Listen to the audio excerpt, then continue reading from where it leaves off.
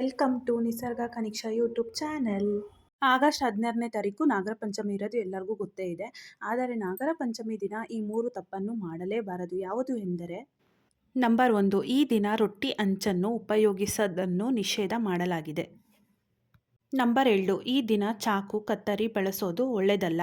ಹಾಗಾಗಿ ತರಕಾರಿಗಳನ್ನು ಒಂದಿನ ಮುಂಚೆನೇ ಕಟ್ ಮಾಡಿ ಇಟ್ಕೊಳ್ಳಿ. ಅಂದಿನ ದಿನ ಚಾಕು ಉಪಯೋಗಿಸದೆ ಮಾಡುವಂಥ ಅಡುಗೆ ಮಾಡೋದು ಒಳ್ಳೆಯದು. ಪೂರಿ ಆಗಿರ್ಬೋದು, ಖೀರ್ ಆಗಿರ್ಬೋದು.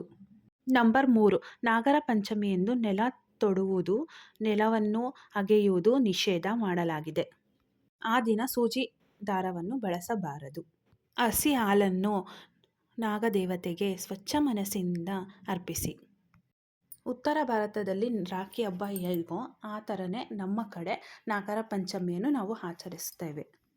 ಹೆಣ್ಣು ಮಕ್ಕಳು ತನ್ನ ಸಹೋದರರಿಗೆ ಬೆನ್ನಿಗೆ ಹಾಲಿನಲ್ಲಿ ತೊಳೆದು ಪೂಜೆ ಮಾಡುತ್ತಾರೆ ಮತ್ತು ಸೋದರರಿಗೆ ಅರಿಶಿನ ದಾರವನ್ನು ಕಟ್ಟುತ್ತಾರೆ ಕೈಗೆ.